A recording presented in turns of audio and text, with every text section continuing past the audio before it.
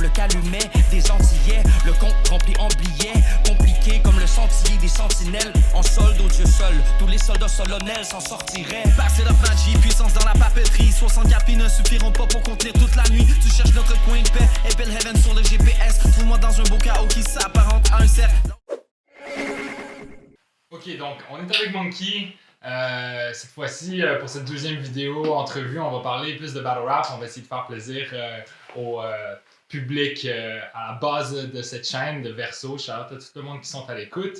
2021, le battle rap québécois est peu présent. Il y a eu un événement d'IMS il y a quelques jours, on en parlait tantôt. Le Word Up reste en silence. On voit en Europe, en France, que ça se déplace. Il y a des trucs qui se trament. Est-ce que tu as des réflexions à nous partager par rapport à l'état de la culture du battle rap?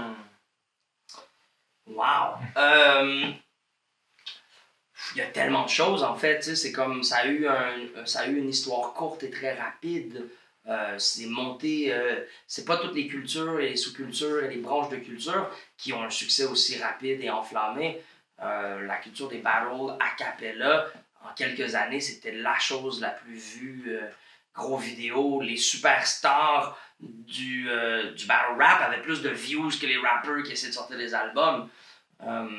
Fait je crois qu'il va, tu sais, c'est jeune encore, il va y avoir des cycles de haut et de bas. Un peu comme le skateboard, I guess, non? Le skateboard, il a toujours été là. Les skateparks n'ont jamais été déconstruits, tu sais. C'est juste que parfois, ils sont plus achalandés que d'autres. Je pense que l'être humain va toujours être poète, l'être humain va toujours être conquérant, compétiteur, rassembleur, humoristique, créatif. Et va aimer le spectaculaire, le show, le showmanship et tout ça. Donc, je sais pas quelle forme ça va prendre. Là, c'est au-delà du battle rap. On vit des transformations humanitaires et humaines et c'est incroyable. Donc, on va s'adapter. On est comme Bruce Lee a dit que nous, les créatifs, nous sommes comme l'eau et nous nous adapterons à chaque fissure pour regagner la plénitude et la zénitude de la balance. Donc, moi, je continue à être créatif d'une manière ou d'une autre. Je fais plus d'albums qu'avant. J'ai jamais été, tu sais, quand j'ai commencé à battle, en tout j'ai fait 6 battles que je vois beaucoup comme 2 phases de 3 battles. J'ai eu comme mes 3 premiers battles où j'étais sur le knowledge, je voulais vraiment garder le rap, c'était vraiment, je voulais rapper, tu sais. Fait que j'ai fait le premier Freddy, j'ai fait Jeune Chili Chill, puis j'ai fait Aparzit. Ça c'était mes 3 premiers, je crois. Ouais. Et donc, ces 3-là, je les ai faits en tant que rapper. Puis, tu sais, c'est ça, là, j'ai bien vu qu'à mon premier battle, ça a vraiment bien marché contre Freddy, mais petit à petit, la formule, elle perdait du gaz un peu. Tu sais, surtout dans un contexte au Luxembourg, où plein de mes jeux de mots, de mes assonances n'étaient pas comprises. C'est drôle, c'est un peu la même réalité que La Fin des Faibles, dont on parlait aussi, tu sais, de cette idée-là de parfois mes trucs sont un peu trop complexes ou sont appréciables après plus qu'une écoute. Et après ça, j'ai eu 3 battles où c'était plus basé sur des bars. Des bars, des blagues, des jeux de mots, des bars, des jeux de mots, une petite passe de flow, des bars, des bars, des bars. Et donc, j'ai comme fait 6 battles. Donc, c'est pas comme si mon identité, ma carrière, ma productivité est ralentie par l'absence de battle. Je dirais qu'elle est peut-être même un peu plus saine. Quand je fais du battle, ça construit sur l'orgueil, ça construit sur les attentes, ça construit sur les insécurités. Moi, personnellement, du moins, c'est le médium le plus demandant que je pratique. Je pratique peut-être une douzaine de médiums. Et le battle rap est le médium le plus demandant. Je dirais La Fin des Faibles est deuxième, mais le plus demandant, c'est définitivement le battle rap. C'est le seul médium que j'ai où quelqu'un travaille aussi fort que toi pour te détruire, t'humilier, te découdre et te battre. Et donc, c'est ridicule. C'est complètement ridicule. C'est de la folie. C'est psychologiquement étrange que autant d'êtres humains investissent de leur temps et de leurs énergies. Et jusqu'à ce jour, je suis amoureux de cette culture. Donc, mais j'essaie de le faire de manière morale ou de le faire d'une manière que comme je racontais aussi pour la fin des faibles, que même si je gagne pas le battle, au moins j'ai respecté mes valeurs, au moins j'ai respecté mes limites à moi de ce que je considère constructif et pas constructif. Donc voilà, mais qu'est-ce qui va se passer avec le battle rap? J'en ai aucune idée. Je pense que la culture va se retrouver beaucoup dans le monde virtuel. Tous nos vies, nos existences sont en train de chiffrer et de basculer vers le monde virtuel. Donc, ça, c'est indépendamment du COVID. Indépendamment du COVID. Ça fait qu'accélérer le processus. Exactement. Mais par exemple, par rapport avec le COVID, tant qu'on ne pourra pas avoir des crowds de environ plus de 30 personnes, là, je vois que ça a l'air de dépendre à quel point est-ce qu'il peut y avoir beaucoup de monde dans les salles. Ça dépend du pays, ça dépend même de la ville, je pense. Mais je pense qu'un des trucs auxquels il va falloir s'adapter le plus, c'est avoir un public amoindri puis de pouvoir plus reposer sur l'écriture, la richesse de l'écriture et sur le rapping continu versus la performance pour animer une foule. Wow. Maintenant que on peut dire très intéressant. Le terrain de jeu du battle rap est en train de se transformer. Est-ce que pour toi, c'est des transformations qui font que ça le rend plus attirant ou au contraire, tu préfères avoir une grande foule avec qui interagir? Moi, je pense là que ça m'accrochait plus, c'est où tu parlais un retour au rap et un retour au texte peut-être plus... qui a une longévité peut-être plus, ou je sais pas où. Mais la réécoute par rapport à quand tu dis Exactement. que tu as tendance à faire des trucs qui sont plus appréciables à la réécoute, mais au moment où ça se virtualise encore plus, Ouais. La réécoute devient plus facile. Ouais, complètement. Moi je dirais que c'est drôle, mais l'improvisation va survivre. Le freestyle va survivre, je sais pas comment. Moi jusqu'à maintenant, j'ai pas réussi à transposer ma capacité d'improvisation dans des conférences Zoom puis des calls Facebook. C'est très très difficile pour moi, cypher et freestyle dans des circonstances comme ça. Mais je sais que quelque chose va se modifier. Je dirais que ça fait partie de mes grands questionnements, ça fait partie de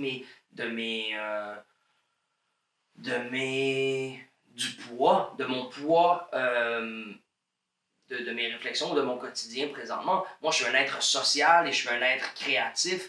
Et donc, l'autre fait partie de mes choix de vie. Je veux dire, j'ai choisi le graffiti, j'ai choisi le voyage, j'ai choisi le rap, qui sont tous des choses qui se font en communauté et en collaboration. Donc, peu importe comment, moi, je vais continuer à m'impliquer dans les communautés qui vont se rassembler et que l'être humain va réussir à vibrer, même s'il y a 15 êtres humains. Donc, si la salle est gérée pour qu'il y ait 15 êtres humains pour l'instant, mais que ces 15 êtres humains-là ont faim de comprendre et ont faim d'échange, ça va être magnifique. On est habitués, nous, les rappeurs underground, on fait des shows avec des petites quantités de gens.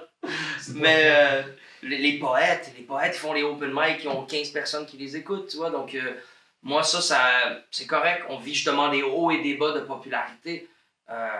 Le End of the Week, pendant longtemps, a hustle dans l'underground, dans les petits bars avec 40 personnes dans le public. Mais les 40 meilleurs amis du monde, tu vois ce que je veux dire? Genre un crowd incroyable qui comprend notre culture, qui comprend l'improvisation, la mathématique, les patterns, qui comprend plein de choses, tu vois? Et je pense que ça, tu sais, ces communautés-là s'entrecroisent. Là. La communauté End of the Week et la communauté Word Up Battles, c'est la même communauté. Là. C'est deux cercles superposés, tu vois. Mais, je sais pas, moi je suis fier de ma ville, je suis fier de ma communauté, je suis fier des gens qui m'entourent.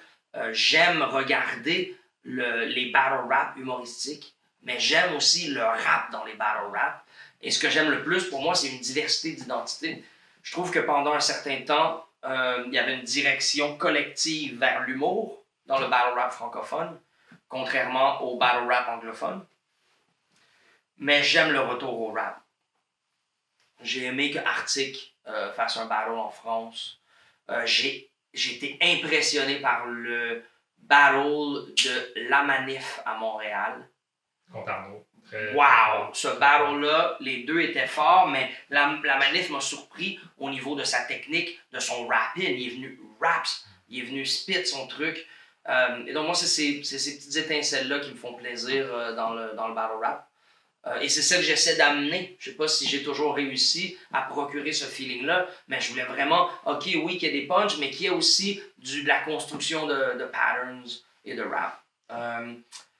J'espère que le battle rap en général retourne au rap dans battle rap, mais on verra. On verra bien.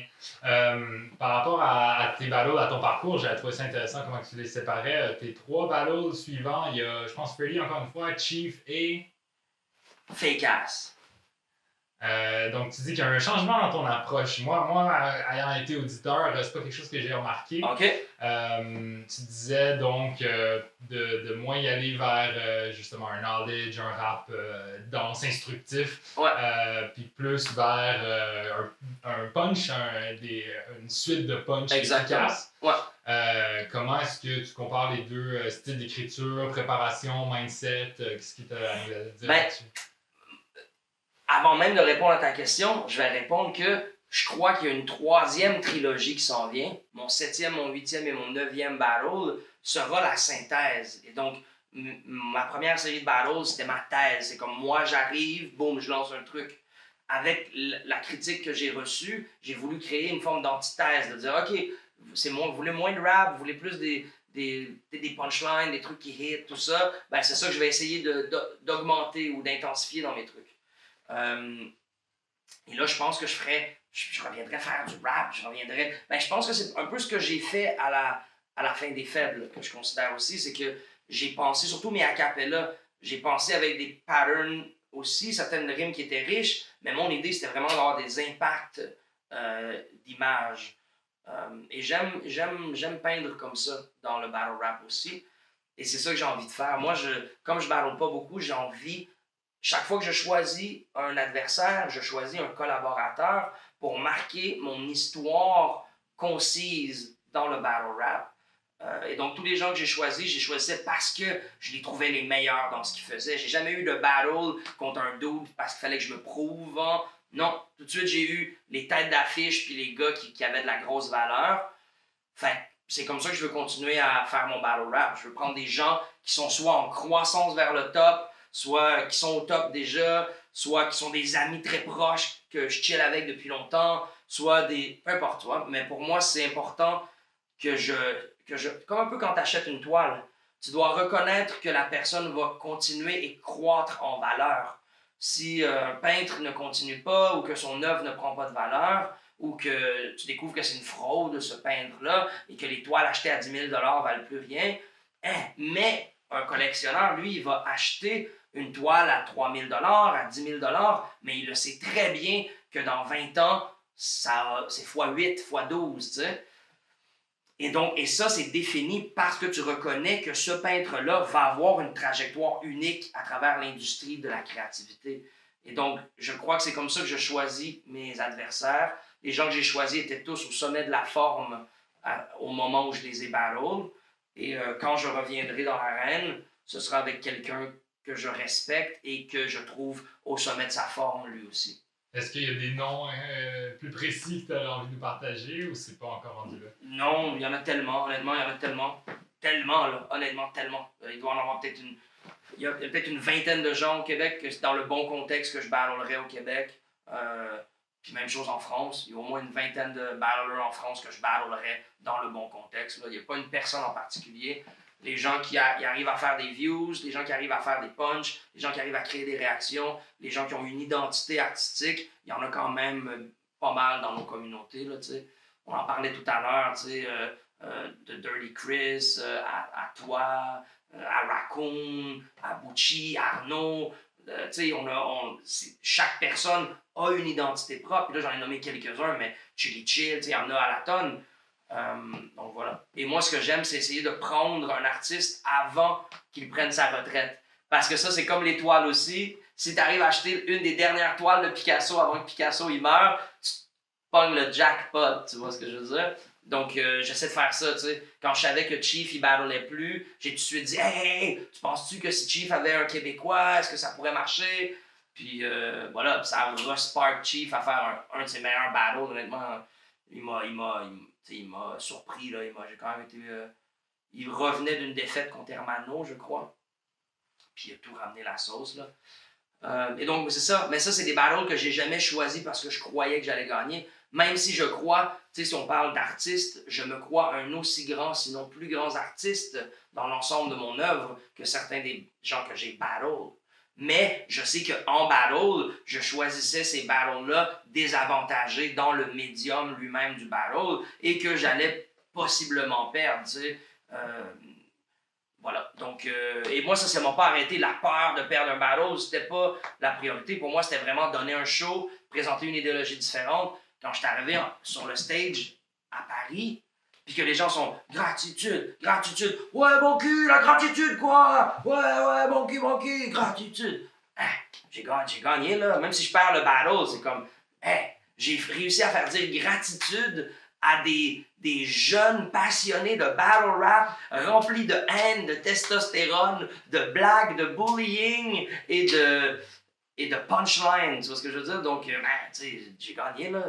Dans l'idée où, de moi, ma mission de vie, j'ai étampé mon identité dans un médium que j'aime et que j'admire.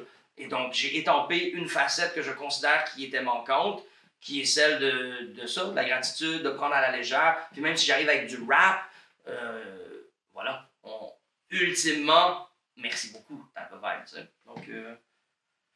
Donc voilà, mais je serais curieux. Est-ce qu'il faut repartir la caméra ou on est bon? Ben, je serais curieux. Est-ce que tu as une performance de moi en battle rap qui t'a plus accroché, ou un punch en particulier, ou un moment que selon toi, c'est ça, tu vois, c'est une bonne représentation de mes qualités de battle rapper? Ce qui est intéressant avec ton parcours de battle rap, c'est au moment où il y a eu le battle contre Freddy Gruesome. C'était ton premier, mais ça faisait longtemps que tu gravitais autour de la communauté. On te connaissait tous en tant qu'artiste, donc moi j'étais curieux de voir comment est-ce que ça allait se transposer en battle. Puis au final, moi j'avais été surpris quand même comment tu étais resté dans ton... Tu sais, fidèle à toi-même, dans ton vibe, dans ta philosophie qui est pas compétitive, mais au final, il y a comme quoi, en fait ça m'a montré comme quoi dans les battles, on est pas obligé d'aller toujours dans la confrontation directe. Puis des fois, c'est en s'élevant soi-même ou même en peignant une idéologie, une philosophie. Puis bon, des fois, en utilisant, évidemment, il faut ramener ça à son adversaire qui est un peu souvent le contre-exemple pour montrer justement les antipodes. Puis j'avais trouvé ça créatif. Puis aussi, j'avais quand même trouvé ça courageux de faire ce statement-là, puis ça t'a suivi dans les valeurs d'après où ça donne un stéréotype très facile à attaquer pour tes opposants. Parce que je dois avouer, je pensais à des bars, je pensais à des bars que t'as fait, puis j'ai plus pensé à des bars que tes opposants t'ont dit. Tu te mets le doigt dans le troisième œil de Fake-Ass. Ce truc-là, c'était incroyable. Tu sais, donc, tu sais, que tu te lances en battle avec un peu justement cette toute ton identité artistique qui peut facilement être vue hippie grano. Bien sûr. Mais tu te lances quand même. Je voyais c'était vraiment un move de guerrier. Parce qu'il y en a beaucoup qui veulent pas se mouiller dans le battle rap, surtout quand ils sont quand même rendus loin dans leur carrière et qu'ils n'ont toujours pas fait. C'est vrai. Alors que toi, quand tu step dans l'arène contre Freddy, c'était carrément ça. Là, ouais, c'est vrai. Puis je suis content de l'avoir fait. Puis tu sais, Fake-Ass, il en parle dans le battle contre moi. Il dit que je suis venu me faire péter dans le monde du battle, puis que ça joue contre ma réputation. Non, moi je pense pas. Je pense que c'est vrai que j'ai perdu sur certains de mes match-ups et tout ça. Je pense que je me suis jamais fait body bag de moi. Tu sais, j'ai pas eu de body bag. J'ai jamais body bag personne. Je considère que j'ai une coupe de victoire. Je considère que j'ai une coupe de défaite aussi. Mais je sais pas, pour moi, c'est comme difficile de sortir de qui l'on est au final. On est qui l'on est, puis moi, les références que j'ai beaucoup de difficultés à faire des références sur la culture populaire québécoise parce que je la connais pas tant, la culture populaire québécoise. Des fois, c'est facile de se poser la question, est-ce que ça fait assez partie de la culture populaire? Moi, je connais ça, mais c'est encore cette question-là de quelle sera la réponse du public, exactement. Qui est prédominante, mais il faut savoir où trancher, où est-ce qu'on fait des trucs pour se faire plaisir soi-même. Puis au final, même quand on fait pour se faire plaisir, généralement, moi, le public, plus d'une fois, le public battle rap m'a surpris, autant au Québec qu'en France, qui est à l'écoute puis qui capte. Il ne faut pas le sous-estimer non plus. C'est vrai, totalement. Par rapport à ça, d'ailleurs, par rapport à la peur qu'un battle va ternir sa réputation, je pense que c'est quelque chose qui retient, peut-être moins aujourd'hui, maintenant que le battle rap est comme plutôt mort, mais prêt à renaître de ses cendres. Mais auparavant, par exemple, Sans Pression, qui beaucoup de monde disait les gros noms veulent pas step in parce qu'ils ont trop peur que ça ruine leur carrière. Toi, t'as pas été body bag, mais est-ce que ça a eu des impacts, même si tu as une carrière dans le visuel qui est très unique, là, mais est-ce qu'il y a eu un lien de c'était pas un good look de faire un battle pour l'œil extérieur? Honnêtement, peut-être pour certaines personnes, mais en fait, c'est que pour certaines personnes, peu importe ce que tu vas faire, c'est pas un good look. Il y a plein de gens qui tout ce qu'ils font, c'est ça, look. C'est pas un good look. Mais moi, c'est pas à propos de how it look, it's about how it is. Fait que ce soit un good look ou pas un good look est pas ma priorité. Est-ce que c'est un good choice ou pas un good choice? Et oui, c'était une très bonne décision, même au niveau de build mon humilité, d'être confronté, d'avoir un reality check, de réaliser que dans certains médiums, je suis actually un peu moins bon que je pensais ou que tu vois ce que je veux dire? Et donc, ça c'est de la peinture à l'huile maintenant. Ça fait 20 ans que je connais la peinture à l'huile. J'ai jamais peint à l'huile. C'est la première année où je peins à l'huile. Mais depuis 20 ans, je suis intimidé de step in la piscine froide qui est la peinture à l'huile. Donc, avec le battle rap, c'est un peu la même chose. Mais maintenant que j'ai step in, l'ensemble de mon être a grandi de ça. D'être capable de se faire insulter pendant 3 rounds par quelqu'un devant d'autres personnes, je peux te dire que ça build la carapace guerrier, la capacité d'endurer les contre-arguments et les jugements et tout ça. Donc, d'une manière même spirituelle, je dirais, c'est le bon choix se confronter à soi-même, c'est le bon choix l'autodérision, c'est le bon choix laisser les autres te montrer une partie de toi que tu ne vois peut-être pas de manière aussi évidente que d'autres personnes. Donc, non, c'est évidemment le bon choix. Après, good look, ça n'a peut-être pas toujours été un good look, tu vois. Ça n'a peut-être pas été toujours un good look, mais ultimement, ce qui est le good look, c'est que comme je connais mon intention et je connais le don unique et les visions que j'ai reçues qui se manifestent présentement, j'ai de moins en moins peur des petites manifestations, des petits moments, des petits échecs ou des petits détours dans mon parcours parce que j'ai déjà réussi à voir clairement de manière approximative où est-ce que ça s'en va, tout ça, ce développement-là. Donc, non, il n'y a aucune des décisions que j'ai faites dans ma vie que je ne regrette ou qui n'a pas aidé à la construction des miracles incroyables qui s'en viennent sur mon parcours. Donc, non, chapeau à tous les gens qui ont choisi de me battle. Puis voilà. Donc, next battle, ben oui. Ouais, mais j'ai bien hâte de voir la prochaine trilogie des battles de Monkey, à voir ce sera sur quelle ligue, etc.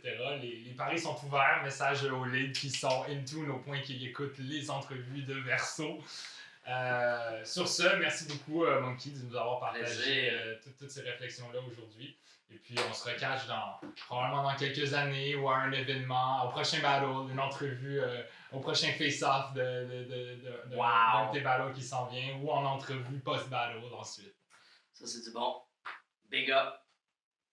Incroyable, ça régurgite après ça, croit que c'est potable, que ça a pas de faille.